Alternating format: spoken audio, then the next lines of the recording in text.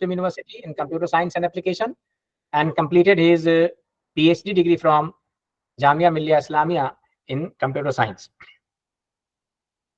As far as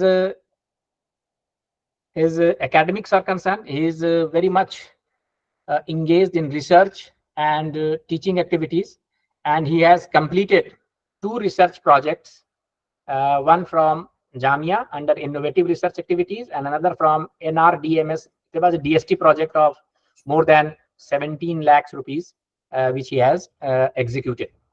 Apart from that, he has been Viseswaraya Young Faculty Research Fellow. So one fellowship is under his credit. Apart from that, he has conducted many industrial projects as well. So a lot of he has been associated not only with academia, but he has conducted many industry projects. As far as his publications are concerned, he has published more than 60 journal papers in quality journals, 30 conference papers, and 30 book chapters. Apart from that, he has published 10 books. So it's a great achievement for Professor Alam. And apart from all these things, he has 2 patents in his credit. Whenever it comes to delivering talks, Professor Alam has delivered more than 300 invited talks in various colleges and universities across the world, not only in India, but outside India he has delivered the talks, not only in FIP and FDPs, but he has been actively engaged in delivering talks with conferences and seminars and some special topics related to computer science and AI. Whenever I go to his biodata, it is just like a thesis, so it will be very time consuming to read all the things. But as far as his academics are concerned, we have seen that he has a very brilliant academic record. Apart from that, his contribution in the administrative part is also very brilliant. He has served in many capacities to his university, that is in terms of corporate life. He has actively proposed in corporate life as a proctor, as a warden, and committees of various committees constituted by the vice chancellor, not only in the university, but also currently he is member of various high powered committee constituted by government of India. Apart from that, Professor Alam is a very active member of evaluation of NACS evaluation committee, and frequently he keeps on visiting colleges and university for NAC, for evaluation of NAC accreditation. There are a lot of things which I wish to say, but I want that more time of Professor Alam should be with you. So with this brief introduction, I will request Professor Mansaf Saab to please continue your session. And he will be, in the first session, he will be talking to you about applications of AI in real life, while in the second session, from 3:30 onwards, he will be talking to cloud-based content preparations. So thank you very much, Professor Mansaf Alam Saab, for sparing time to interact with the audience over here. And with this, I request you to please continue the session. Thank you, sir. Thank you very much, sir, for nice introduction. I really happy to deliver a talk in our parents' university or my own university. Sir is my teacher and very good teacher. And now I am facing some problem like my laptop internet is not working. So it is very difficult for me to share the PPT, and just a minute so I can share up with my PPT with my laptop. Mansaf Saab, I have a class in another session. The participants are waiting for me. So am I allowed to? Yeah, yes, sir. Yes, sir. Within 2 and 3 minutes, I will try to share just handle the session. Thank you very much. Thank you. Okay.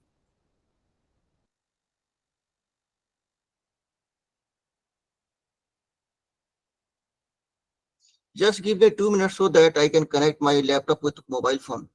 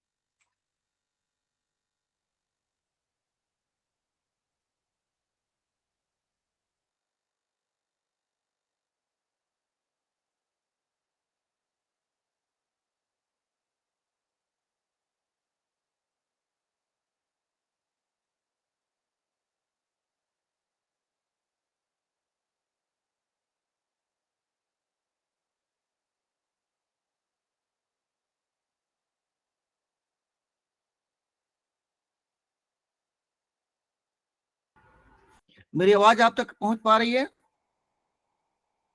Anyone can respond? Yes, sir. Yeah, Yes, sir. Yes, sir. Yes, sir. that's great. Sir. Yes, sir. Now I'm going to start the formal presentation, and you all are teacher, and so I'm not going to teach you, but going to share some information about the topic. And the topic for discussion is AI-based big data analytics using IoT in cloud applications in the real life. So let us see how AI is playing important role in the real life applications. We people using the concept of AI to solve our problem. We are using the technology to solve our problem. But sometimes that technology may be dangerous. So if you are using the technology, there are two forms of any technology, pros and cons, positive side and the negative side. So right now, artificial intelligence is more popular. Many feel the artificial intelligence is helping the people to solve the real life problem. Now see what are the various types of problem we are facing. So but just I'm narrating you the problem and solution of that problem I'll give at the end of the lecture. The first problem. You are living in Gurgaon and doing your job at Delhi. जब आप evening में अपने office को छोड़े घर पहुंचे, घर पहुंचते आप देख रहे हैं कि someone is not well and serious, यानी कोई आपके फैमिली मेंबर बीमार है, उसको आपको हॉस्पिटल लेकर जाना है. Meanwhile you got a call from your office, from your boss. आपका बॉस का कॉल आता है कि आपको ऑफिस आना होगा अर्जेंटली, कुछ काम आ गया है.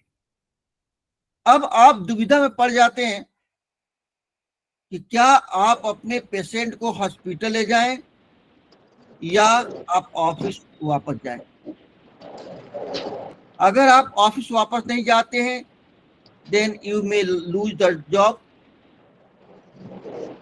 अगर अपने फैमिली मेंबर को हॉस्पिटल नहीं ले जाते हैं, तो you may lose your family member. अब प्रॉब्लम्स पे आप आ जाते हैं कि क्या करें. तो आप सोचते हैं क्या कोई टेक्नोलॉजी है जो हमारे प्रॉब्लम को सॉल्व कर सके. This is one problem. इसका सॉल्यूशन है जो मैं लेक्चर के एंड में बताऊंगा आपको. क्या हुआ, मेरी आवाज आ रही है ना? Yes, sir. Yes, sir. Okay. So second type of problem that we people are facing, just reverse process. When you ready to go to your office in the morning, और सुबह जब वक्त आप ऑफिस के लिए घर से निकल रहे थे, and you live alone at your home, आपके घर में कोई नहीं रहता है, आप अकेले रहते हो घर में. आप सुबह जल्दी जल्दी में थे, आप ऑफिस चल दिए, और घर ऑफिस पहुंचने के बाद आपको एहसास होता है आपने घर का जो मोटर चलाया था वो तो ऑन रह गया, एसी चलाया था वो तो ऑन रह गया. अब आप टेंशन में आ जाते हैं, जब मोटर नहीं बंद करेंगे तो बिजली के बिल बहुत ज्यादा आ जाएगा या आग भी लग सकता है.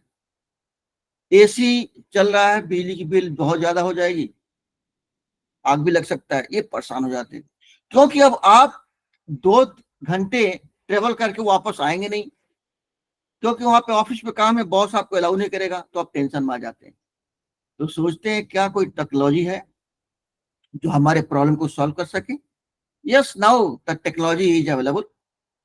तो इसका सॉल्यूशन भी मैं लास्ट में बताऊंगा. तीसरी टाइप की problems we are facing in the real life. Suppose you are working in Delhi and studying in Gurgaon. Your office is far away from your home. दोपहर के करीब आपके पास एक कॉल आता है एक फीमेल फैमिली मेंबर का कि मैं आपके गुड़गांव वाले घर के सामने खड़ी हूं और आपसे मिलना है। अचानक उन्होंने बिना बताए आ गए और आप तो अपने ऑफिस में हैं, that is travel hour 2 hours.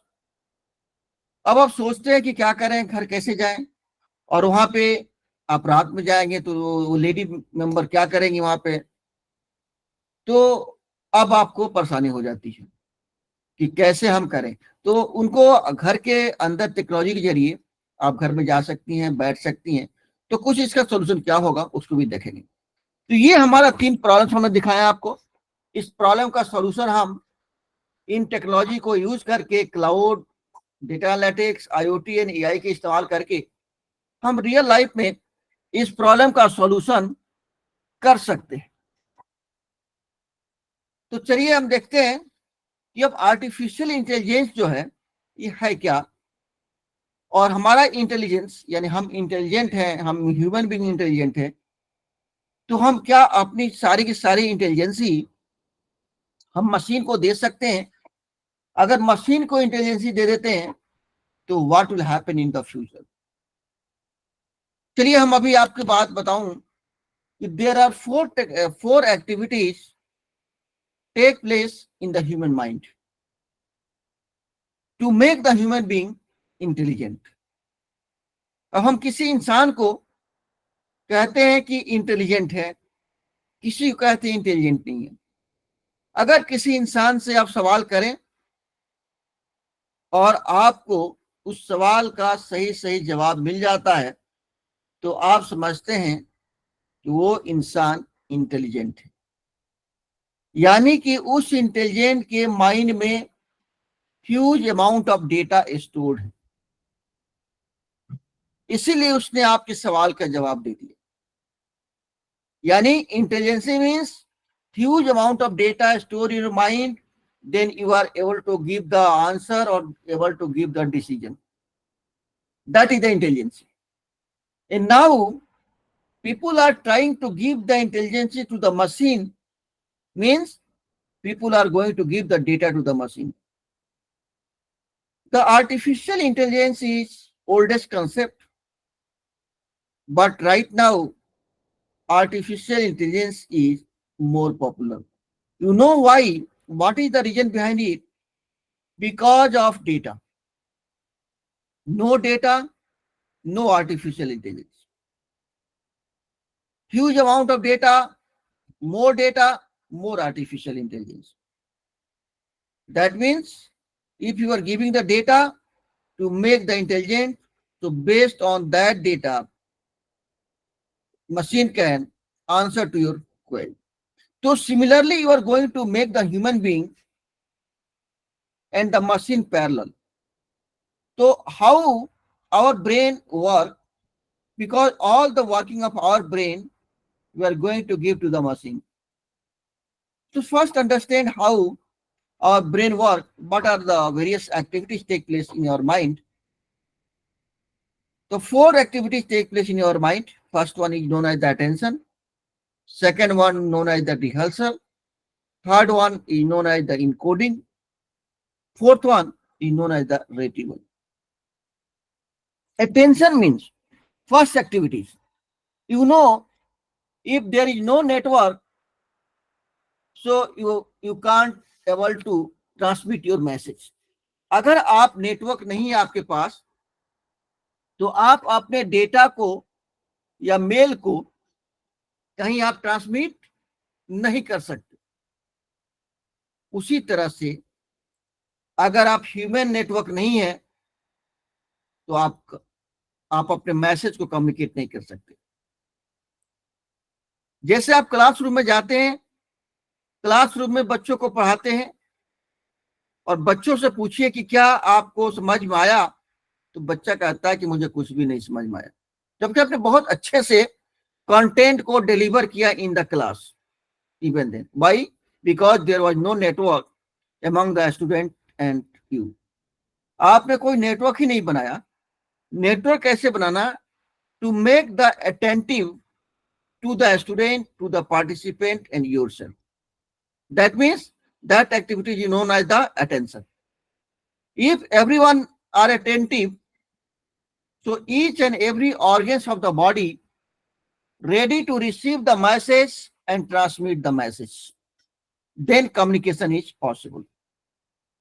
So this is the attention esteem. Second one, that is known as the rehearsal. Rehearsal means after the attention, students are in the network and ready to receive the message, whatever message you deliver in the classroom or in somewhere, any places. After receiving the message, the another activity take place that is known as the rehearsal. In rehearsal, the participants, students are ready to ensure whether the data delivered by a particular person is a quality data or not. क्या जो आपने message दिया उस इंसान को, ये student को या पार्टिसिपेंट्स को, तो स्टूडेंट एंड पार्टिसिपेंट सोचते हैं कि इन्होंने जो बताया सही है या गलत है, क्या क्वालिटी है या नहीं है. Then the person start asking question. If a person asking a question what on your given statement, then you can understand the question the person who is asking, his brain is working as a student. If a student and participants ask two questions, what and how, that means the student brain is working as a teacher.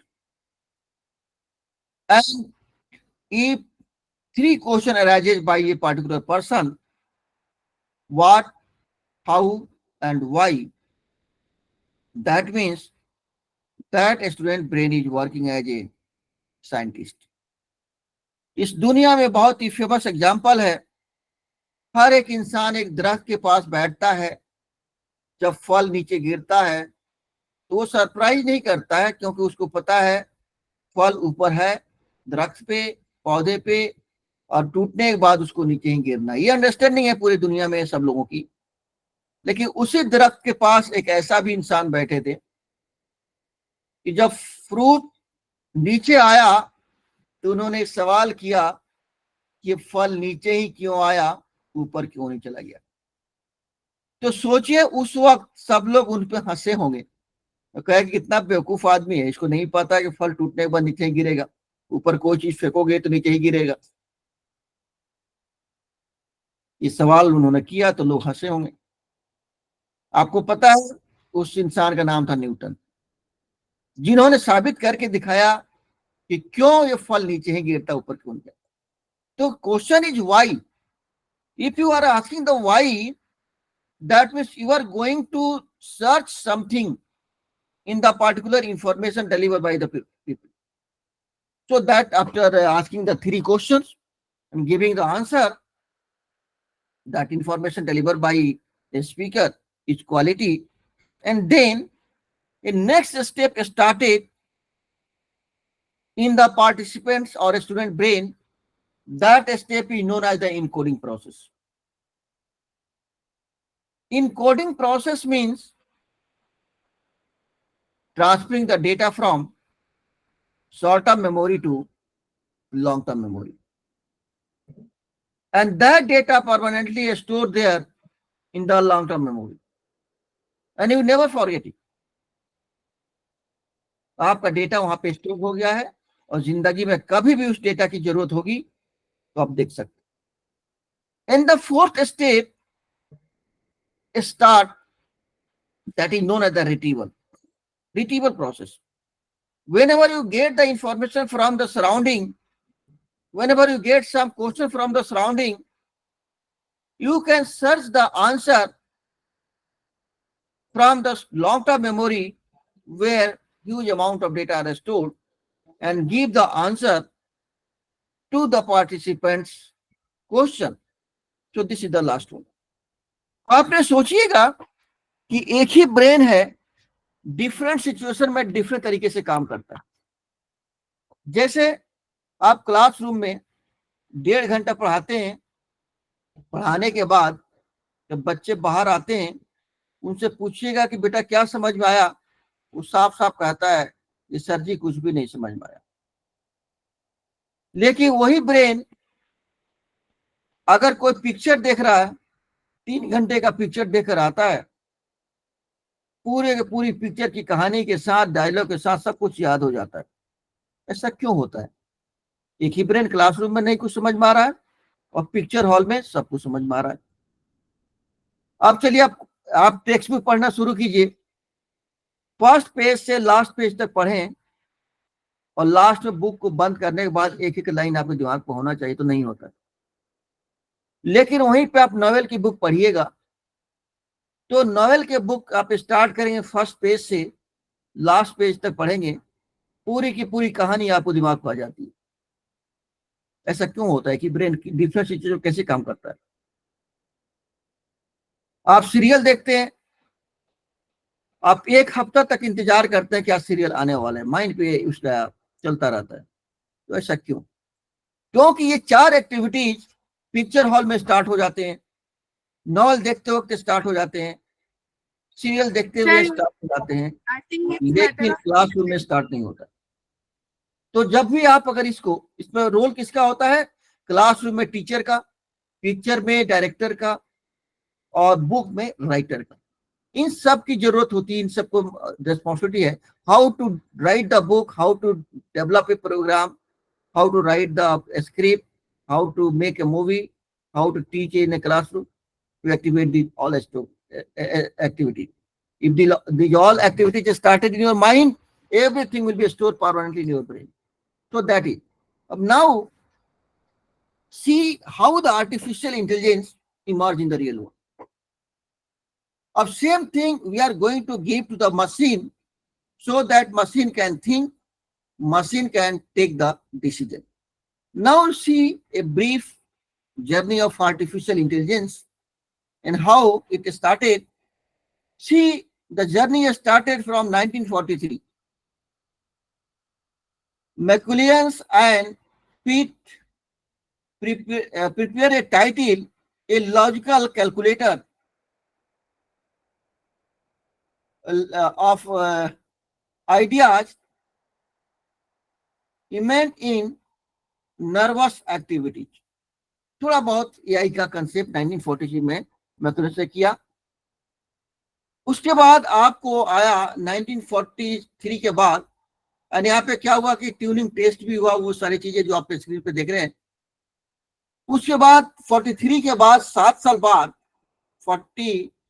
1950 में tuning published A computing machinery and intelligence, proposed the tuning test a way to measure a machinery ability. तो artificial इसमें पहला जो है आप कहते हैं tuning, person, name of a person, we started this thinking about the artificial intelligence and develop a paper on the computing machinery and the intelligence. उसके बाद 1956 में आया डफमत इन कॉन्फ्रेंस में ऑर्गेनाइज किया और इस पे डिस्कस किया।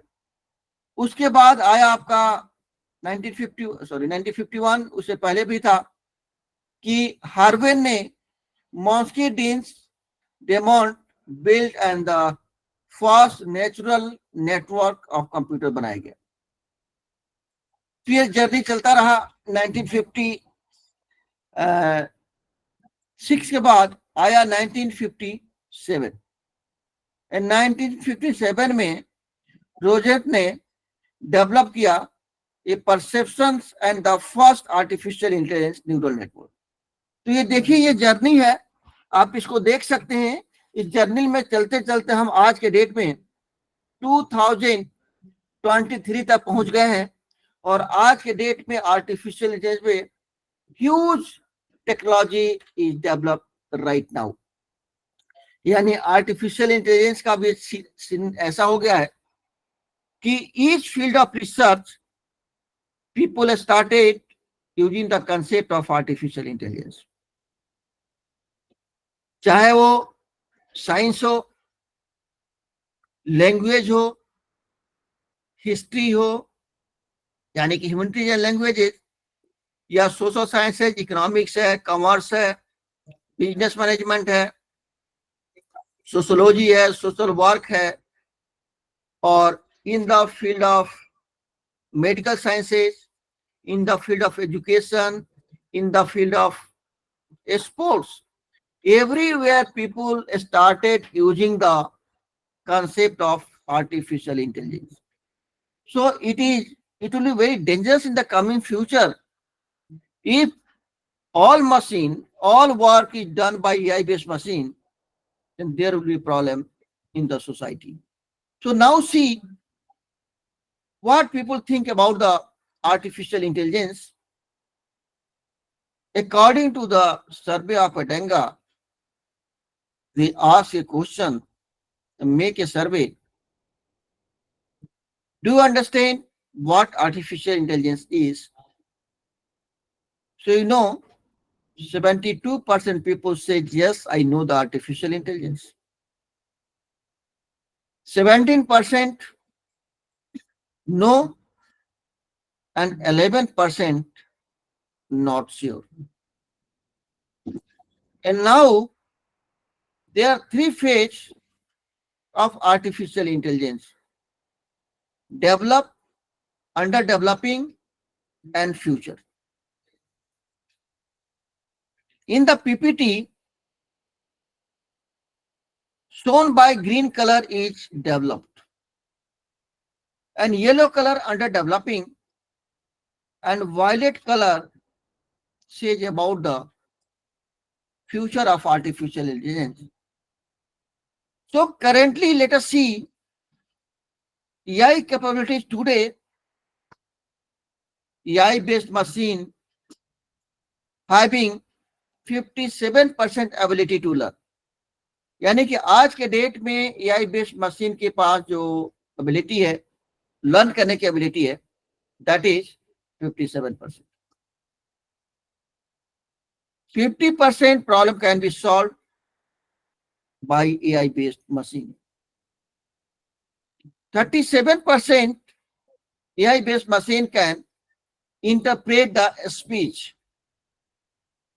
35% ability to replicate the human interaction. 31% think logically. यानी कि AI बेस्ड मशीन जो है, आप लॉजिकली भी थिंक कर सकता है, जैसे आप लॉजिकली थिंक करते हैं, सोचते हैं और किसी क्वेश्चन का आंसर देते हैं. आज आपको एग्जांपल देख लीजिए ना, ओपन एआई आने के बाद चैट जीपीटी, आप कोई भी सवाल देते हैं, आप उसका जवाब फौरन मिल जाता है. अब आपके पास है कि फ्यूचर के बारे में जो अंडर डेवलपिंग देखिए, 19% in a game playing, 18% run surveillance on the people, and 31% replace the job. यहाँ पे बहुत सारे डिबेट हो जाता है. कुछ लोग कहते हैं कि नहीं, आर्टिफिशियल इंटेलिजेंस के आने से लोगों की नौकरियां नहीं जाएगी, कुछ नहीं होगा. लेकिन ऐसा नहीं है. मैं आपको एग्जांपल दूं कि नौकरियां तो जाएगी जरूर. जैसे कि चैट जीपीटी है, चैट जीपीटी के आने से कंटेंट राइटर की नौकरियां चली गई. अब आप देखिए कि न्यूज एंकर के जगह पे एआई बेस्ड मशीन को डेवलप किया गया, जिसका नाम आपने सुना होगा, लीसा, और भी चैनल्स डेवलप कर रहे हैं न्यूज रीड करने के लिए. और देखिएगा आप, बिल्कुल वो इंसान की तरह दिखता है. That means in a coming future all news anchor may be replaced with the AI based machine. In the coming future, all doctor may be replaced with the AI based machine. And now a big virtual hospital already established. And that happened due to the coronavirus and the lockdown.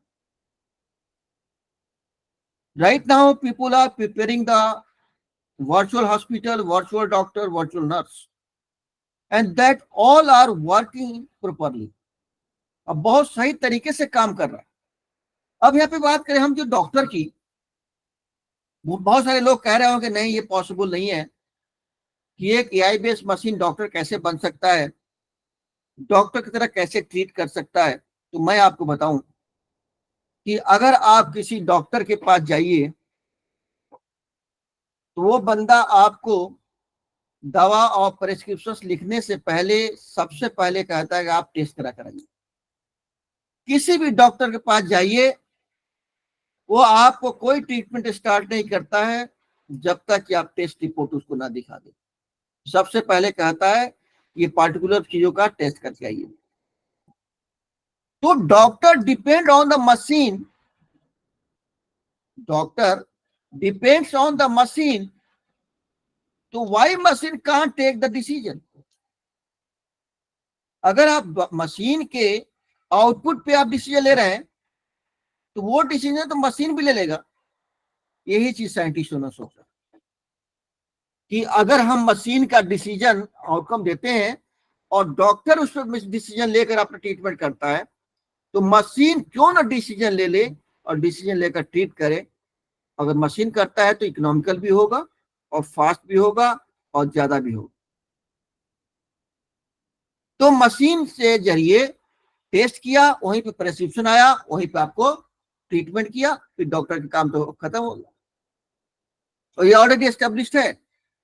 इस बात को आप देखिएगा कि आने वाले 8-10 साल में बहुत प्रॉब्लम होगी। उसी तरह से टीचर को भी बना दिया। हम आप जैसे टीचर को भी ट्रेन करके एआई बेस्ड बना देंगे, अब वही क्लास पढ़ाएगा। आप 3 क्लास लेने में परेशानी होती थी आपको, वो 10 क्लास ले लेगा और थकेगा भी नहीं। तो अभी जो एक इमर्ज हो रहा है that is the education industry. बहुत सारे प्राइवेट लोग आ गए हैं इस बिजनेस में, और जाहिर सी बात है बिजनेसमैन को क्या चाहिए, मनी चाहिए, इनकम चाहिए। वो क्या करेंगे, एआई बेस्ड टीचर को अपॉइंट कर दिया अपने कॉलेज में, अपने यूनिवर्सिटी में। अब एआई बेस्ड मशीन पढ़ा रहा है, टीच कर रहा है क्लास में, उनसे जितना क्लास लेना है लीजिए और टीचरों की छुट्टी हो जाएगी। तो that is very dangerous in the coming future. यानी कि एआई तो इंसान को हेल्प करने के लिए बनाया गया, लेकिन यही एआई इंसान को नुकसान पहुंचाने के लिए तैयार हो रहा है। और ये अभी आप लोगों को अजीब सा लग रहा होगा, लेकिन आप देखिएगा आने वाले दिनों में सिचुएशन आएगा। एआई का 2 टाइप है, टाइप 1 एंड टाइप 2। अभी तक हम लोगों ने एआई का टाइप 1 में 3 कैटेगरी है, narrow AI, general AI and the strong AI. अभी तक इस दुनिया में लोग नैरो एआई पे काम कर रहे हैं, जिसमें deep learning, machine learning, model बना, डेटा को ट्रेन करना ही है। उसके बाद है स्टार्ट होने वाला है और थोड़ा बहुत लोगों ने कर दिया है, that is the general AI. General AI means just like a work as a intellectual, यानी कि just parallel to human being, that will work. And strong AI that will work the capability of beyond the human being. जो इंसान की capability है उससे बढ़कर होगा। तो सोचिए कि जिस दिन स्ट्रॉन्ग एआई का इंप्लीमेंटेशन शुरू हो गया, उस वक्त इंसान की क्या वैल्यू हो जाएगी। और ये बहुत जल्दी ही आने वाले हैं, सबको ज्यादा टाइम नहीं लगेगा। उसके बाद जो टाइप 2 का जो एआई है, उसमें thinking of mind, self awareness, conscious mind, सब कुछ दे दिया जाएगा। सो आर्टिफिशियल इंटेलिजेंस को सही तरीके से हम यूज तो कर रहे हैं अपने फायदे के लिए, लेकिन यही एक दिन इस सोसाइटी के लिए डेंजरस भी हो सकता है। अब हम बात करते हैं फ्यूचर की, थोड़ा बहुत बात हम फ्यूचर कर रहे थे। तो फ्यूचर में 10% take over the world, world का 10% AI based machine can take over. 8% control your mind. अब एआई के जरिए आपके माइंड को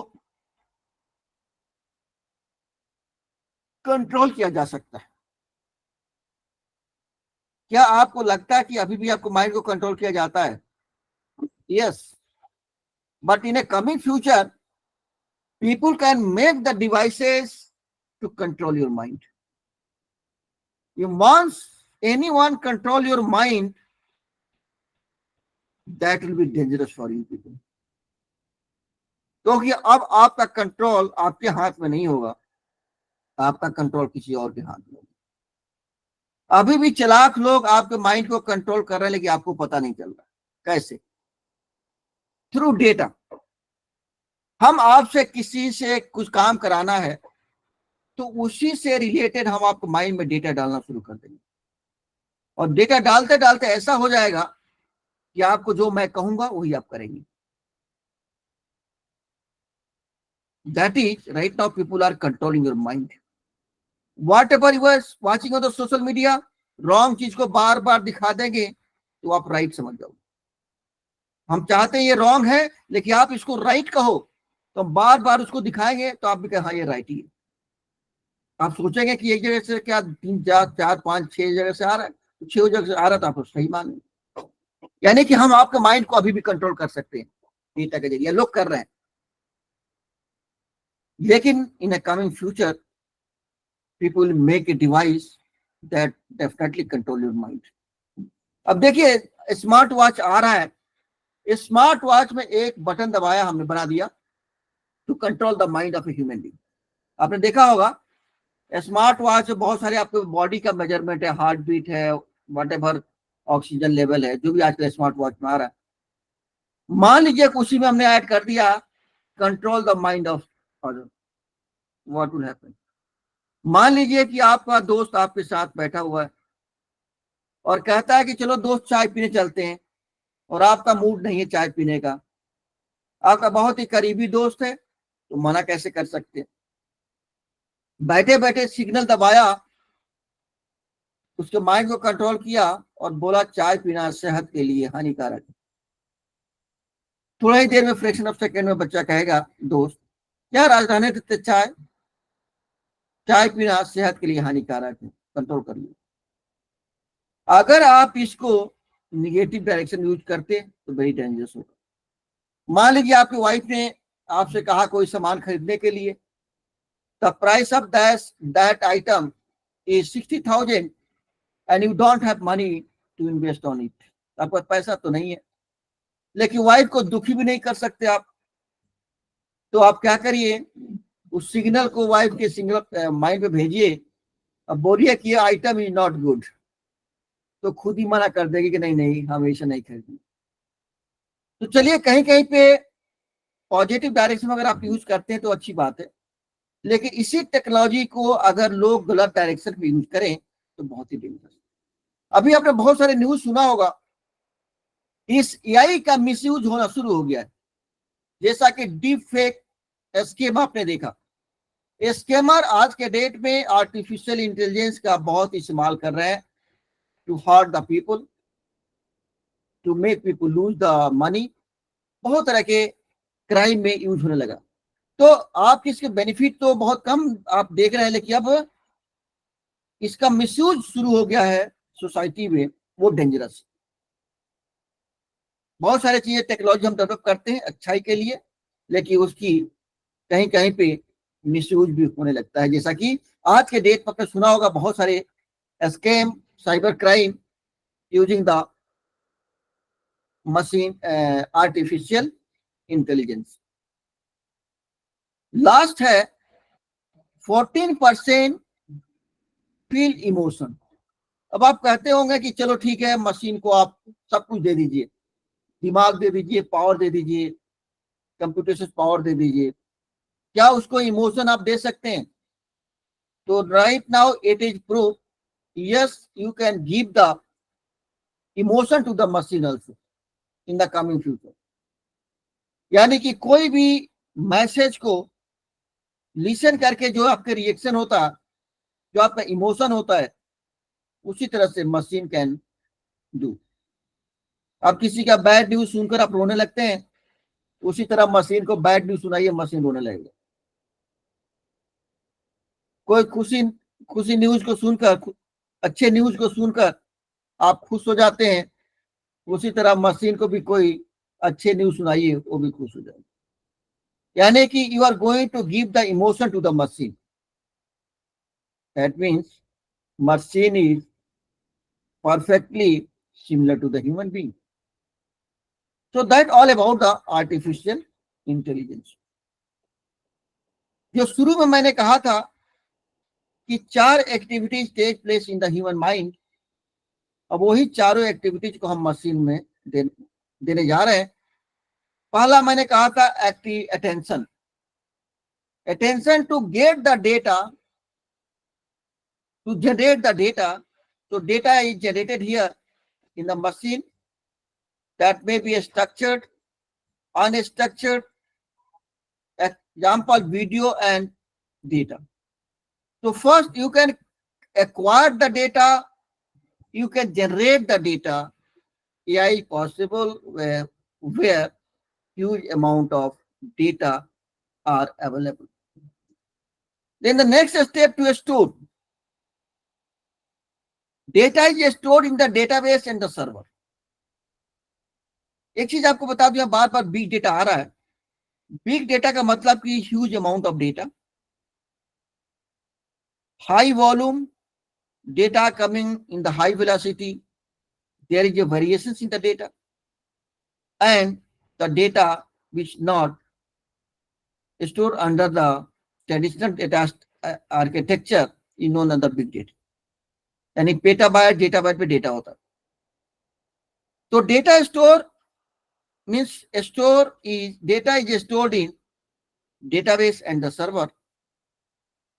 Then the third step start, that is known as the data processing. यानी कि you are going to process the data. Processing the data using GPU or CPU and AI algorithm to detect the pattern. When you are going to process the data using the CPU or a GPU and AI algorithm to detect the pattern, and the last, predict the signals or generated, जो भी signal generate हुआ। तो यही 4 step देखिए यहाँ पे अभी machine learning use हो रहा है, but it will modify later on to make the human machine like just like a human being. So now see, these days people are using the machine learning and the deep learning. So what is exactly here deep learning? Deep learning is the subset of machine learning, and machine learning is the subset of artificial intelligence. So that all about the know. Now see how the data are generated in the real world. You know, just see a data in the whole world. Data started from 2016. Just realize here on YouTube in 2016, 2.78 million videos views every 60 seconds or every minute in 2016. On WhatsApp, 20.8 billion messages sent every minute. On Facebook, 701,389. On a Google, 2.4 million search every minute. And now see what happened after 1 year in 2017, internet in 1 minute. The data was generated in 2016 was 2.78, and in 2017 that's become 4.1. Means approximately the data on YouTube increased by almost double, approximately double. And see what about in the WhatsApp? In 2016, it was 20.8 millions, and now in 2017, it's become 29.2 million. Here, the increased data almost approximately 0.9, or you can say 8 point something. And if you talk about Google, in 2016 it was 2.4 million, and 2017 3.5 million. You can say 1.5 million increase the data. And similarly, you can compare from other social media site from which people are attached, how the data are increased gradually. That's why artificial intelligence is possible. Now see the data from 2017 to 2018. In 2017, YouTube 4.10 million, and now in 4.2018 it's become 4.3. अब यहाँ पे बहुत ही clearly देखिएगा कि data का जो growth है constant होते जा रहा है. नोटिस कीजिएगा यूट्यूब पे 1.1 million in 2017 and it's become 4.3 million. Means the difference is 0.2 million in the YouTube. In Google, 3.5 million search, and in 2018 3.7 million. Yani 0.2, here is also 0.2 million. Similarly, you can compare other, and then here in 2019 and 2020, now see in 19 4.3, again 2, 18 में, अब गौर से देखिए 18 में था 4.3 and 19 में 4.5. That means again the changes is 0.2 million. And in the case of 2020, see 24.7 million. Now from 17, the constant changes 0.2 million every year in the YouTube. Why? What is the reason behind it? The reason behind it, almost everyone, almost all people are using the YouTube. Only 0.2 million is the new born baby up to age 3 years, 4 years, and 5 years. 3 years or 2 years, they are not using the YouTube because that people don't have a mind and grown. यानी कि उनका होश ही नहीं है, जिसका होश संभालते ही YouTube use करना शुरू कर देते हैं, इसलिए कांस्टेंट हो रहा है. If you talk about the Google, in 19 3.8 million, it's become the 4.1 million in 2000. So you can compare from the Instagram. On Instagram, a scrolling 347 222, while in 2020 694 444. So this is the way, in this way data are generated. And just talk about the 2020 and 2021 on YouTube, 4.7 and 21 500 hours channel updated. So these all are the various social media. अब ये देखिए 22 और 23 का data आप देख लीजिए. उसके बाद आप देखेंगे कि 23 में आपका डेटा क्या है, 2.4 बिलियन गूगल सर्च है आपका, और इस तरह से डेटा जनरेट हो रहा है। तो कहने का मतलब ये हुआ कि huge amount of data generated right now in the world. Due to huge amount of data, the artificial intelligence is possible in the real world. Now see how many devices are connected. आज के date में एक problem आप लोग face कर रहे होंगे।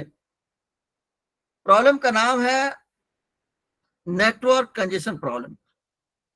आप फोन से बातें करते हैं, सही से बातें नहीं हो पाती है, नेटवर्क नहीं मिलता आपका, जबकि वहीं पे व्हाट्सएप कॉल करें बहुत आसानी से बात कर सकते हैं। तो what is the reason?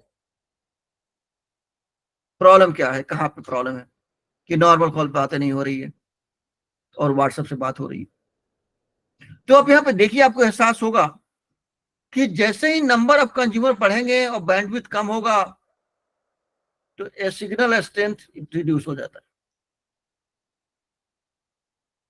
1919 0.3 million device connected.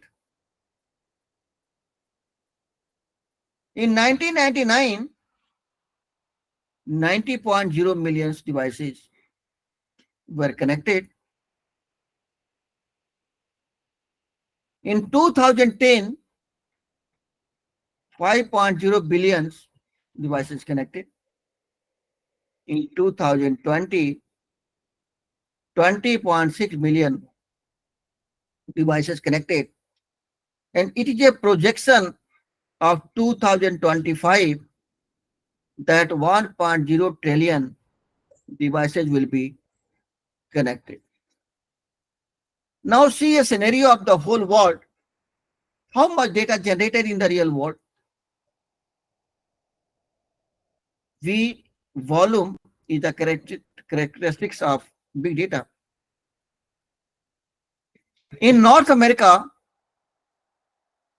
greater than 3,500 petabyte data generated. In Europe, greater than 2,000 petabyte data generated. In China, 250 petabyte. In Japan, 400 petabyte data generated. In Middle East, greater than 2,000. Latin America, greater than 50. And in the India, the data generated, that is 50 petabyte. If you talk about the variety of data, means the data generated from people to people communication. Just like a virtual comments, communities, social networks, and weblogs, that is the people to people communication.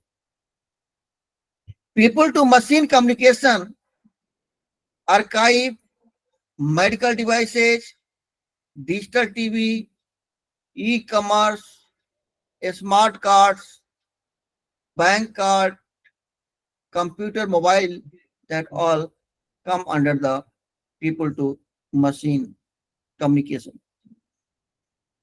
Now machine to machine communications to machine are talking to each other and generating the data.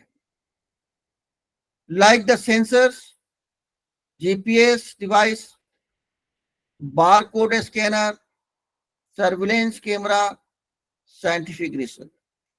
And if you talk about the velocity, how speed data are generated, the 2.9 million emails sent every second, and 20 hours of video uploaded every minute, and 50 million tweets per day. So that is the scene, how much data generated in the real world. And huge amount of data are generated in the real world. That's why these days AI is going to be very popular among the people. Now, suppose you have a data and you want to do the analytics with that data.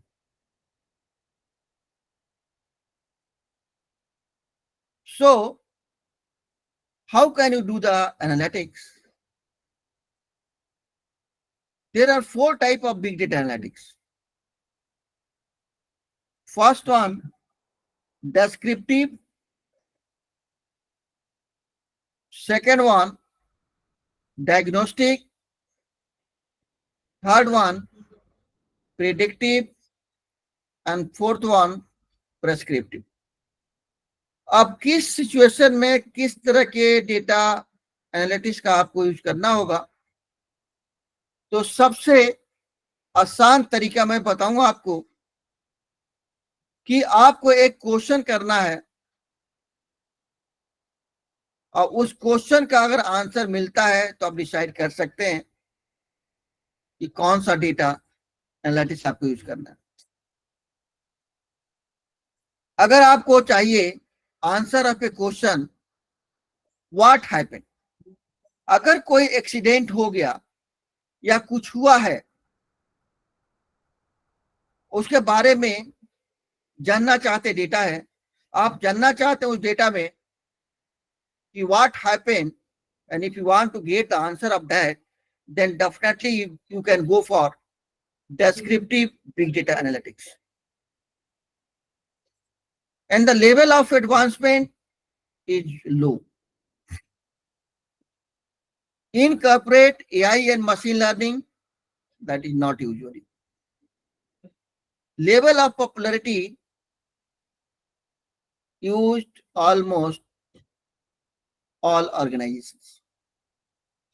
So that about the descriptive. On some accident or some events, you want to know why did it happen.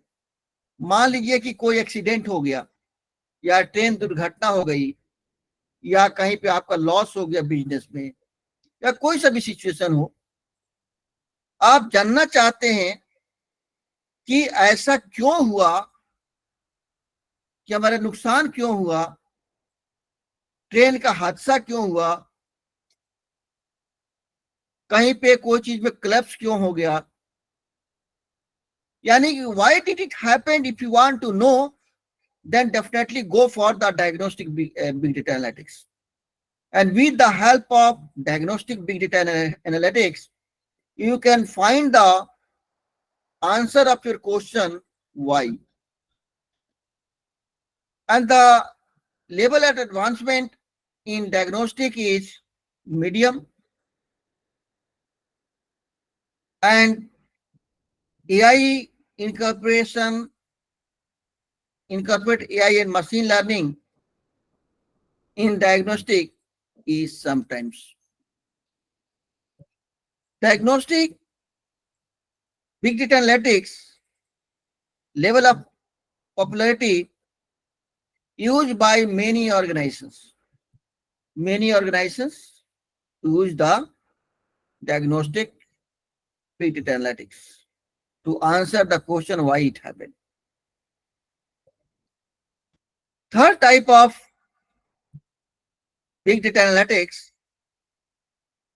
that is known as the predictive big data analytics.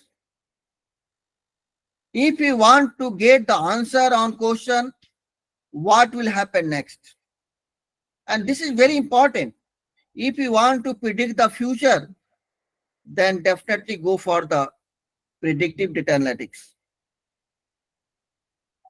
A businessman always trying to find out the way and to predict the future business of their business. So level of advancements is very high. Incorporate AI and machine learning, usually level of popularity of predictive analytics, that is known as used by a small but growing group of organizations. So that about the predictive. Now the prescriptive big data analytics. Prescriptive means if you want to know what should I do? If you want to get the answer of question, what should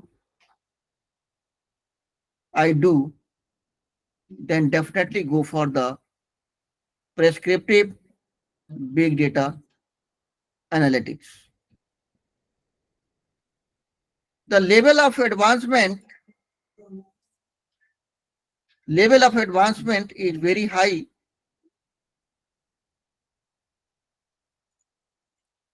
Level of advancement is very high.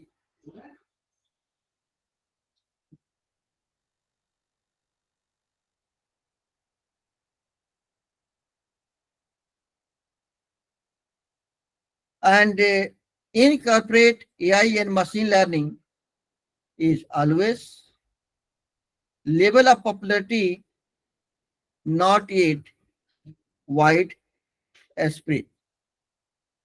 So that all about the big type of big data analytics. Now see the cost reduction. Big data analytics is used to reduce the cost, faster, better decision making, new product and the services. Dear friend, now I have a question. How this big data analytics is beneficial for the businessman and the shopkeeper or anyone. अब एक मेरा question है, क्योंकि मैं अब यहीं पे stop करूंगा, क्योंकि अभी टाइम कम है हमारे पास, 20 मिनट है, जिसमें हमें क्वेश्चन आंसर भी करना है और जो शुरू में प्रॉब्लम दिया था उसको सोल्यूशन भी देना है. अब हम प्लेटफॉर्म को ओपन करेंगे डिस्कशन के लिए, तो तब तक हम आपको ये स्लाइड दिखा देते हैं. एंड नाउ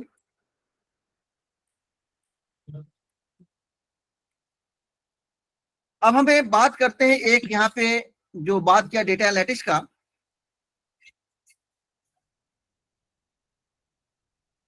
यहाँ पे एक सवाल है, बहुत गौर से सुनिएगा क्वेश्चन का सवाल, क्वेश्चन को, और आपको उसका जवाब देना है, फिर मैं आपको उसको क्लियर करूंगा.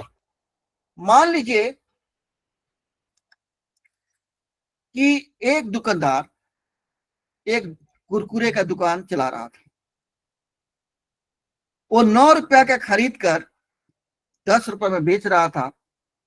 उसको 1 रुपया का फायदा हो रहा था. लेकिन कुछ दिनों बाद ऐसा हुआ कि एक दुकानदार उसके बगल में आकर एक दुकान खोल दिया.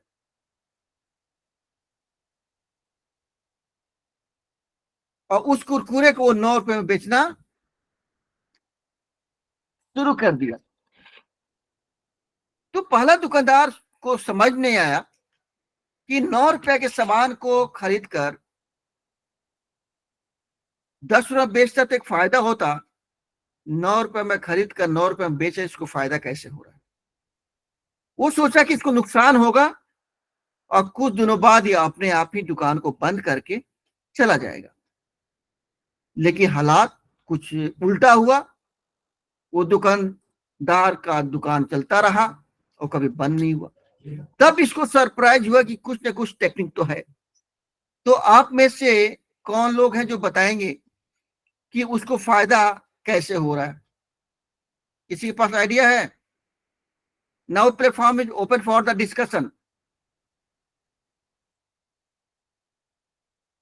किसी के जहन पे इसका आंसर है कि उसको फायदा कैसे हो रहा है या फायदा नहीं हो रहा, क्यों? सर एक्चुअली सेकंड जो दुकानदार है ना, वो कुछ दिन पर सेलिंग प्राइस 10 to 11 कर दिया, देन फायदा आया. नहीं, उसने तो तय कर लिया कि 9 रुपया में ही बेच रहा है, और सिर्फ कुरकुरे का ही दुकान है और किसी दुकान भी नहीं है, और प्राइस नहीं बढ़ाया, फिर भी फायदा हो रहा है उसको. कैसे? और किसी के जहन पे कोई सवाल आ रहा है इसका, कोई डिस्कशन? सर वो दुकानदार बहुत कम दाम, 9 रुपये से कम दाम में खरीदा था. तो कैसे? ऐसी किसी किसी जगह जगह पर जहाँ कम दाम में मिलता होगा। नहीं तो कुरकुरे का स्टैंडर्ड दाम होगा ना, कहीं भी खरीदेंगे तो वही दाम होगा। दाम बढ़ जाता है, जैसे आपको पहाड़ी पे चले तो उसका दाम बढ़ जाएगा, पिक्चर हॉल में दाम बढ़ जाएगा, लेकिन कम तो नहीं होगा ना। तो उसको बेनिफिट कहाँ से, हम आप ना पिक्चर हॉल की बात कर रहे हैं, ना आपको एरोप्लेन की बात कर रहे हैं, ना पहाड़ी की बात कर रहे हैं, हम तो नॉर्मल की बात कर रहे हैं। तो सोचिए कि कैसे उसको फायदा हो रहा है। और कोई अपना opinion?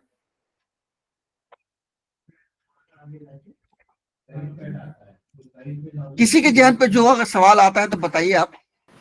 Sir, is there any hidden cost का, मतलब ट्रांसपोर्टेशन कॉस्ट और एडवर्टाइजमेंट कॉस्ट?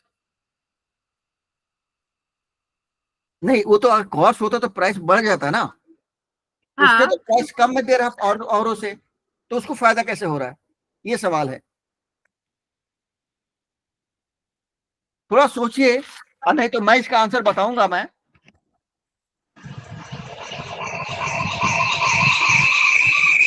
दूसरा चीज दिखाता है, बेचता है वो। ना दूसरा चीज की दुकान ही नहीं है वो, एक ही चीज का दुकान है। सिर्फ और सिर्फ कुरकुरे की ही दुकान है।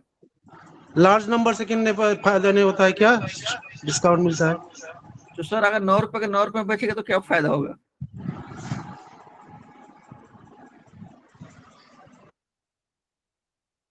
उसके शायद कस्टमर ज्यादा हो। कस्टमर ज्यादा होगा तो उससे क्या फायदा होगा? देखिए, आपको ऐसा लग रहा होगा, और भी कोई कुछ बोलना चाहे मैं फिर बोलूंगा मैं।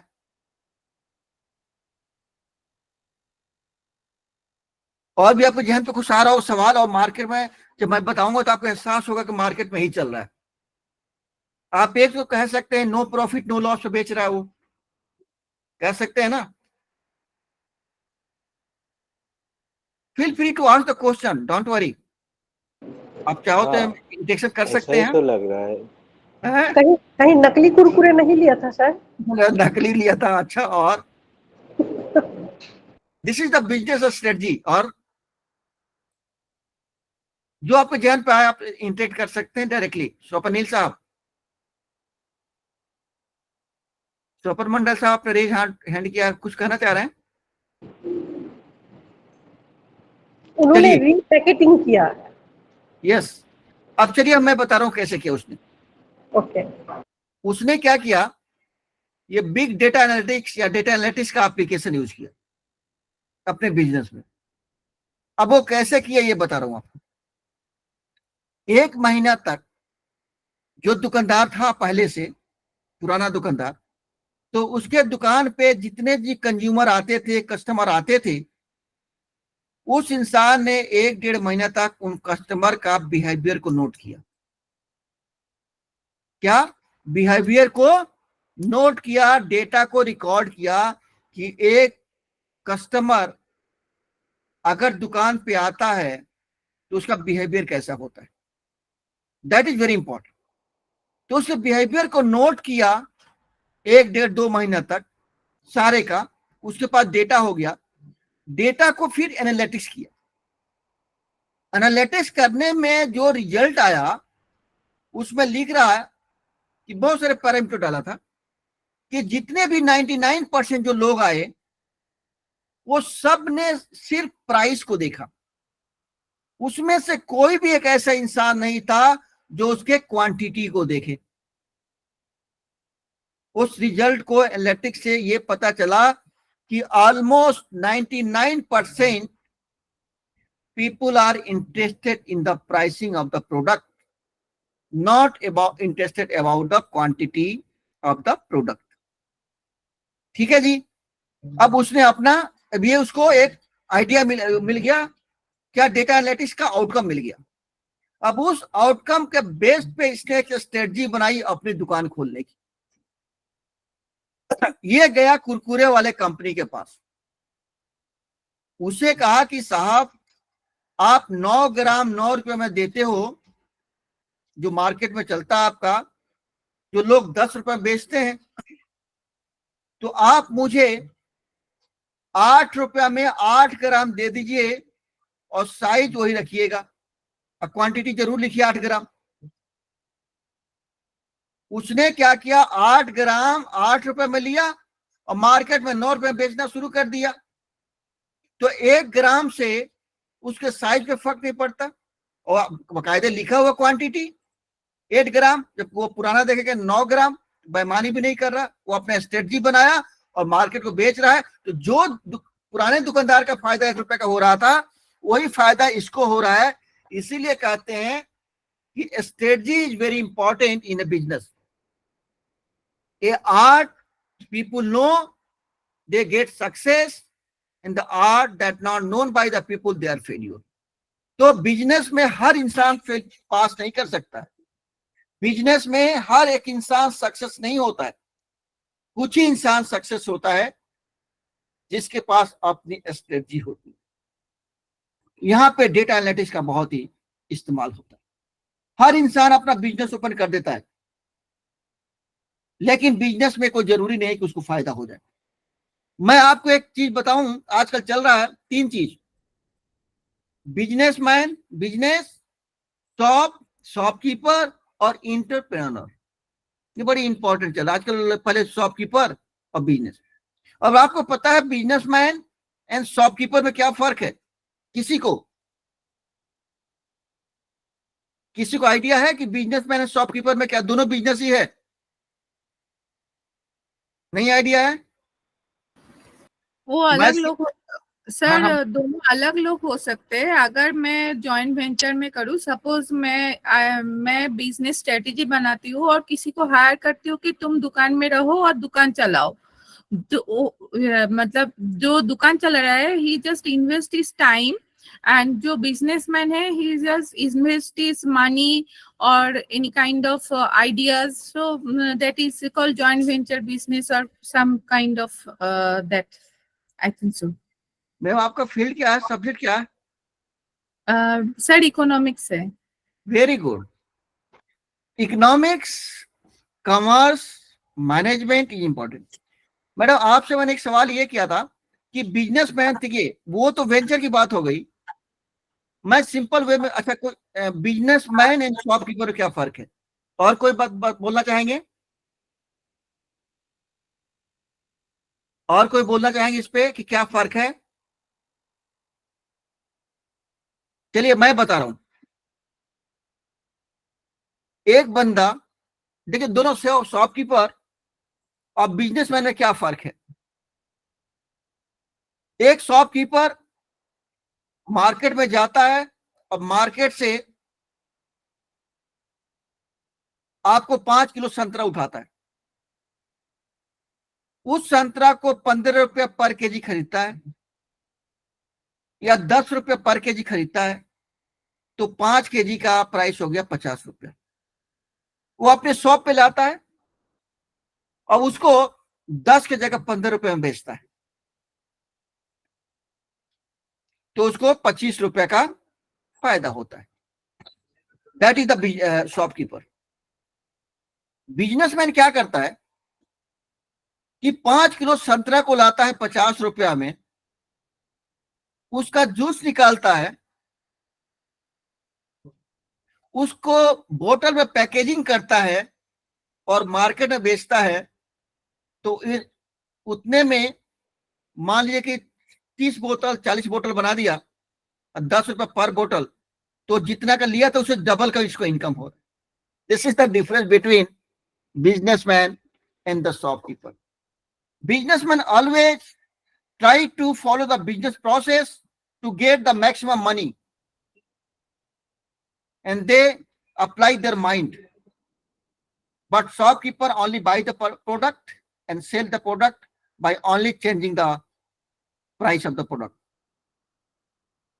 Paul ma'am, you got it? Subha Lakshmi Paul ma'am? Yes sir, yes sir. So because you are from economics background, so you can understand better it. Yes sir, I understand. Any other query? Okay. Up time to give the answer to the question And the solution to the problem in the beginning I told you. आप लोगों को 3 problem बताया था और उस 3 problem का solution अब मैं बताने जा रहा हूं आपको। पहला प्रॉब्लम था कि आप अपने कंपनी से जैसे ही इवनिंग के टाइम में घर पहुंचते हैं, वहां देखते हैं कि आपके फैमिली मेंबर की तबीयत खराब हो गई, and you ready to go to the hospital. At the same time you got a call from your boss that you have to come back to the office immediately. अब वहां पे दुविधा में पड़ जाते हैं कि हमें ऑफिस जाना होगा या हॉस्पिटल जाना होगा। अगर हॉस्पिटल नहीं जाते हैं तो फैमिली मेंबर को लूज कर सकते हैं, अगर ऑफिस नहीं जाते हैं तो अपनी नौकरी को लूज कर देंगे। उस वक्त आपके ध्यान पे आता है कि काश कोई टेक्नोलॉजी होती जो हमारे प्रॉब्लम को सॉल्व कर देती। तो yes, now the technology, name of that technology is known as the cloud technology. आपको क्या करना है, एवरीवन हैविंग द स्मार्टफोन, सबके पास स्मार्टफोन है आज के डेट में। आपको घबराना नहीं है, आप सीधे हॉस्पिटल जाइए, एडमिट करिए पेशेंट को, आपके पास फ्री टाइम है, बॉस से पूछिए कि बॉस काम क्या है। बॉस बोलेंगे कि लेटर टाइप करना है, एक फाइल चाहिए आपको, okay no problem, don't worry, no need to come there, it will be solve. आपने क्लाउड पे डेटा है, क्लाउड से डेटा को लिया, वहीं पे आप हॉस्पिटल क्लाउड से मॉडिफाई किया, वहीं से प्रिंट कमांड दिया, बॉस के प्रिंटर को कमांड प्रिंट निकल गया, और बॉस से फोन से बताइए कि आप बॉस देख लो। वो कहता है कि थोड़ा सा मॉडिफाई करना, अगेन यू कैन मॉडिफाई और send. In this way you can solve your problem with this technology. आज के डेट में अगर ये टेक्नोलॉजी नहीं होता, क्लाउड टेक्नोलॉजी, तो लॉकडाउन के पीरियड में कोई भी इंसान अपने एजुकेशन को एक दूसरे तक नहीं पहुंचा पाता, क्योंकि cloud technology play very important role in the lockdown. And you know the example of cloud computing, Google Meet we are using, that is the example of cloud computing. Zoom is the example of cloud computing. WhatsApp is the example of cloud computing. Gmail is the example of cloud computing. Facebook, YouTube, everywhere the people are using the applications of cloud computing. So cloud computing play a very important role in your real life. Dropbox, OneDrive, that all are the cloud technology. So you can put your data in the Dropbox or OneDrive or Google Drive, and you can access it anywhere outside your office. So in this way you can help. Second problem था जो बताया था शुरू में कि आप अपने office पहुंचते ही आपको याद आता है कि घर का मोटर चलते हुए छोड़ दिए थे, एसी को ऑफ किए बगैर ऑफिस आ गए थे। तो don't worry, you can use their technology. The name of that technology is known as the IoT technology. आज के डेट में बहुत सारे अप्लायंसेज आ रहे हैं जिसको कहा जाता है कि IoT एनेबल डिवाइसेस, या पुराने डिवाइसेस में आप IoT को यूज कर सकते हैं।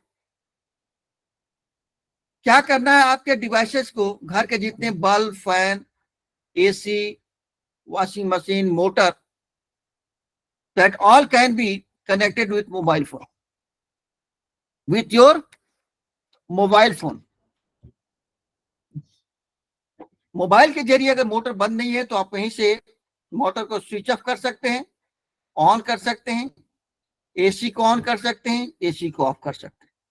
तो देखिए ये टेक्नोलॉजी आपके लाइफ को इजी कर दिया, आसान बना दिया। तीसरा प्रॉब्लम था जो कि आप गुड़गांव में घर है, आपका लॉक है, you live alone and you are working in Delhi. दोपहर में एक lady relative reach your house, अब दरवाजा बंद है, क्या करें?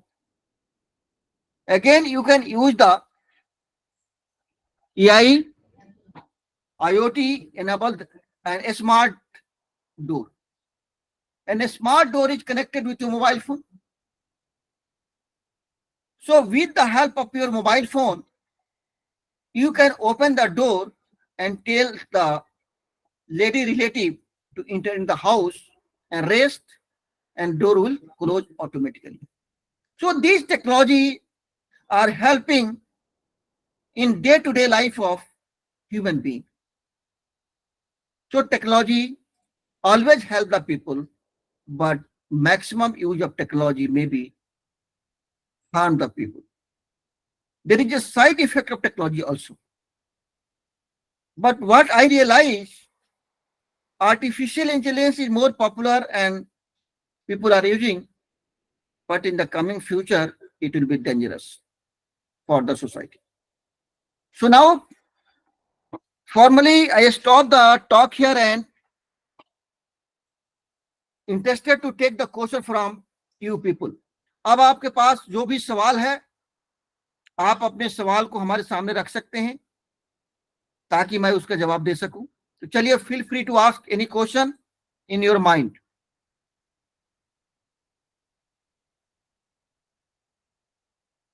शर्माइए नहीं, जो भी सवाल आपके जहन पे है आप पूछ सकते हैं. Sir, what is AI algorithm? And what is the Algorithm? difference between algorithm and software? Okay, very good. Algorithm is a step-by-step solution to a problem. Algorithm and software क्या है? Software is also solve the real life problems.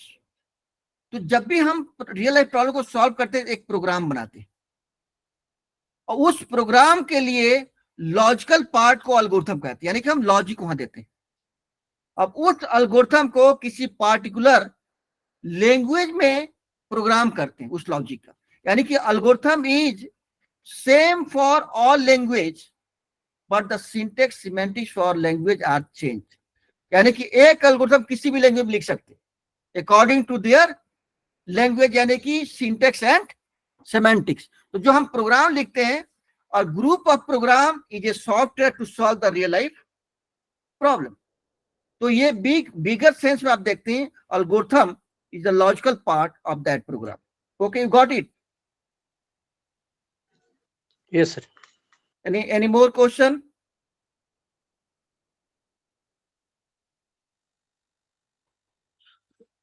कोई आपके जहन पे यहाँ question तो बहुत बनेगा.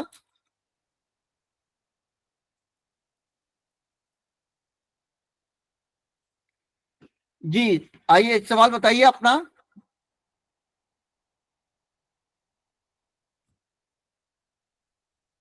जी सर.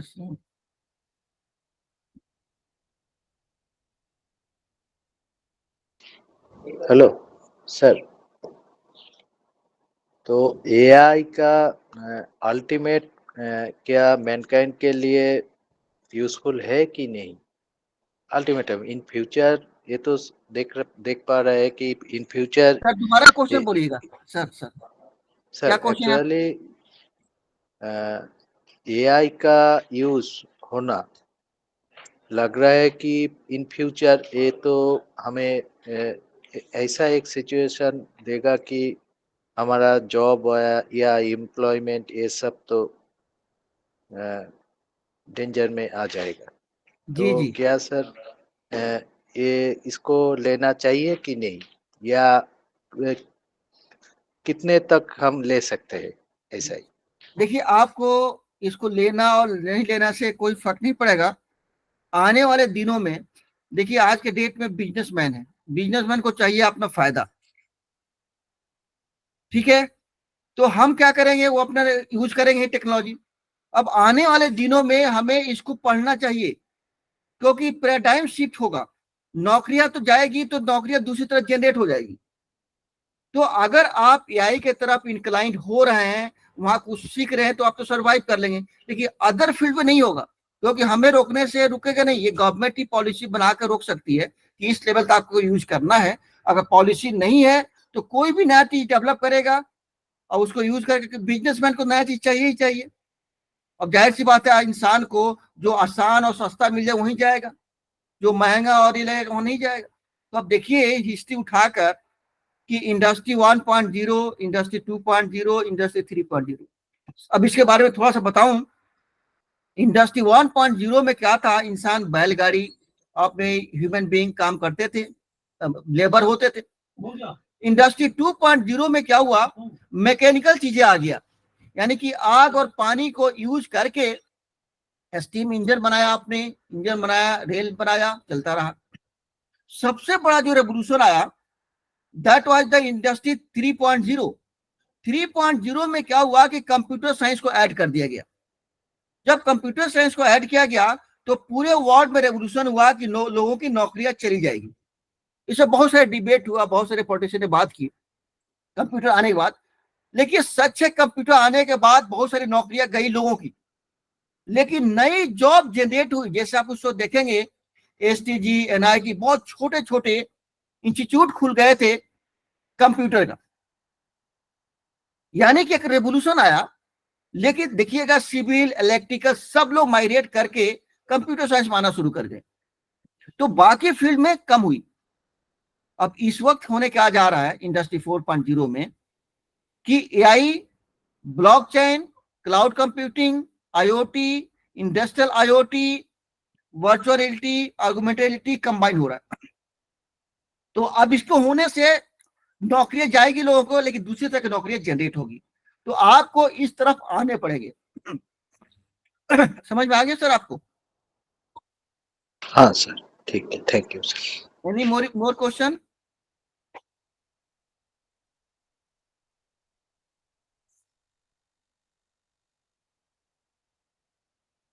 अगर तो क्वेश्चन नहीं है तो फिर हम स्टॉप करेंगे, क्योंकि सेकंड सेशन हम 3:30 से स्टार्ट करें। 3:30 की मीन से